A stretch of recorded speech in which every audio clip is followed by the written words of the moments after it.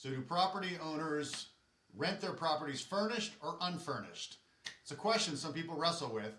And today with Janine with Circle Property Management. Janine, you touched on a previous video when you talked about tenant screening. You talked about furnished. Now, why does Circle Property Management only take on properties that are unfurnished? I'm sure there's good reasons behind that.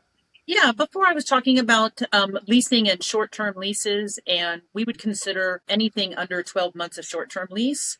Um, and Mm-hmm. and it's short-term leases that are generally more interested in a furnished property. And so Got since it. we don't do short-term leases, that's why we wouldn't be doing furnished properties. Yeah.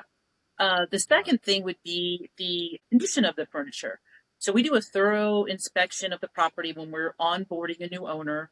It's a visual inspection of the systems, the property itself, and we are not going to go through the whole house and document the condition of every piece of furniture in the house in order to then compare that at the move out inspection. That's just not something that we are going to be able to do given the time. And it. so the condition of the furniture, you might not be getting that back in the same condition that it was leased out in. Mm-hmm.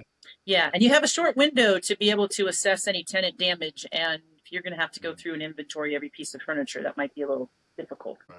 Makes sense. Lastly would be liability. And this is something that people don't think about. If you have a tenant in your property and you've left, let's say, a dining room table there, and the tenant has a guest, somebody falls against it, the table collapses. I mean, of course, this is like worst case scenario, but what if they sue? What if they say that the table was defective? Something like that. So Unnecessary risk. yeah, so for us, exactly, unnecessary risk. We just want to cut out that liability to start with, and then we feel like we're already starting on a good foot there.